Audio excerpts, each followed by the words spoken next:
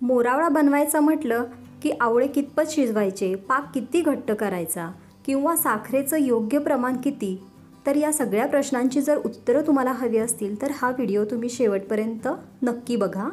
कारण या व्हिडिओमध्ये मस्त रसरशीत मोरावळा कसा तयार करायचा त्याबद्दलच्या सगळ्या टिप्स मी दिलेल्या आहेत. चला तर मग लगेच रेसिपीला सुरुवात करूया. तर इथे मी 500 ग्रॅम आवळे घेतलेले आहेत, म्हणजेच अर्धा किलो आवळे घेतलेले आहेत.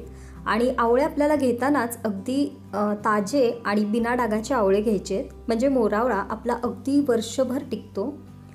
तर सुरुवातीलाच आपल्याला आवळे आधी उकडून घ्यायचे. तर कढईमध्ये मी 1.5 ते 2 ग्लास पाणी गरम करायला ठेवलेले. पाणी गरम झालं की त्यावरती अशा प्रकारे एक चाळण ठेवायची आणि या चाळणीमध्ये अशा प्रकारे हे आवळे ठेवायचे आहेत. तुम्ही हवं तर कुकरमध्ये देखील हे आवळे उकडून घेऊ शकता. पण कुकरच्या डब्यामध्ये आवळे घातले की त्यामध्ये पाणी घालायचं नाही आहे, पण कुकरच्या तळाशी आपल्याला पाणी घालायचे आणि 2 शिट्ट्या करून घ्यायच्या आहेत. तर इथे मी चाळणीमध्ये आवळे ठेवलेले आहेत आणि आता यावरती झाकण ठेवून एक 7 ते 10 मिनिट हे आवळे आपण उकडून घेऊयात. तर बघू शकता एक 10 मिनिटांनी या आवळ्यांना अशा प्रकारे भेगा पडलेल्या आहेत. प्रत्येक पाकळी याची वेगळी झालेली आहे, म्हणजे आवळा आपला अगदी परफेक्ट असा उकडला गेलेला आहे. तर आता गॅसची फ्लेम बंद करायची आहे आणि ही चाळण बाजूला ठेवून आवळे पूर्णपणे थंड करून घ्यायचे आहेत. तर इथे बघा एक 15 ते 20 मिनिटात आवळे पूर्ण थंड झालेले आहेत.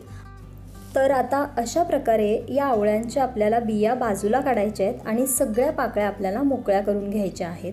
आता बरेच जण अख्ख्या आवळ्याचा मोरावळा देखील बनवतात. तुम्हाला जर अख्ख्या आवळ्याचा बनवायचा असेल तर अशा प्रकारे पाकळ्या मोकळ्या नाही केल्या तरीही चालतील, आवळे असेच अख्खे ठेवू शकता. तर बघा अशा प्रकारे मी सगळ्या बिया काढलेल्या आहेत आणि आवळ्याच्या इथे पाकळ्या तयार करून घेतलेल्या आहेत. तर आता एक कढई मी इथे गरम करायला ठेवलेली आहे. त्यामध्ये हे आवळ्याचे आपल्याला तुकडे घ्यायचे आहेत आणि यामध्ये अर्धा किलो आपल्याला साखर घालायची आहे. तर अर्धा किलो आवळ्यासाठी मी इथे अर्धा किलो साखर घेतलेली आहे. अगदी परफेक्ट प्रमाण आहे. आणि आता आपल्याला हे मंद आचेवरती सतत हलवत ही साखर विरघळेपर्यंत हलवत राहायचं आहे. आता इथे तुम्ही साखरेऐवजी गुळाचा वापर देखील करू शकता. जोपर्यंत ही साखर विरघळत नाही आहे तोपर्यंत हे मिश्रण आपल्याला सतत हलवत राहायचं आहे. आत्ता हे मिश्रण हलवायला थोडंसं जड वाटतं आहे, पण जसं जसं साखर विरघळत जाईल तसं तसं हे मिश्रण सैल व्हायला लागतं आणि हलवायला अगदी सोपं पडतं. तर बघू शकता एक 7 ते 10 मिनटामध्ये इथे साखर पूर्णपणे विरघळलेली आहे. आता हे आपल्याला असंच हलवत राहायचं आहे. अधूनमधून गॅसची फ्लेम मोठी केली तरीही चालेल. आता याचा पाक कसा तयार करायचा ते बघतोय. कितपत हे शिजवायचं तेही आपण पुढे पाहणार आहोत. तर आत्तापर्यंत जवळपास एक 7 ते 8 मिनिटे झालेली आहेत. तर बघू शकता आवळ्याचा रंग अगदी थोडासा बदललेला आहे आणि थोडेसे आवळे असे आकसल्यासारखे दिसायला लागलेत. तर आता 8 ते 10 मिनटामध्ये हा मोरावळा आपला तयार होईल. तर इथे बघू शकता मिश्रण आपलं थोडंसं दाटसर झालेलं आहे. आता याचा पाक तयार झाला की नाही हे कसं ओळखायचं ते मी सांगते. हा मोरावळा वर्षभर टिकवणं हे फक्त या पाकावर अवलंबून आहे.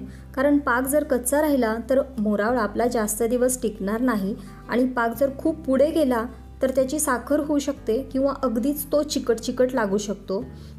तर या कलथ्यावरती मी थोडासा पाक घेतलेला आहे आणि हा पाक आपण बोटाला लावून थोडा थंड करून घ्यायचा आहे. इथे बघू शकता याची पूर्णपणे तार तयार होती आहे, म्हणजे हा पाक आपला अगदी परफेक्ट असा तयार झालेला आहे. याची कन्सिस्टन्सी देखील अगदी मधासारखी आहे. तर तरीही तुम्हाला अजून एक मी ट्रिक सांगते. तर मी एका प्लेटमध्ये थोडासा पाक काढून घेतलेला आहे. हा पाक आपल्याला थोडासा थंड करून घ्यायचा आहे आणि थंड झाल्यानंतर तो आपल्याला अशा प्रकारे चेक करायचा आहे.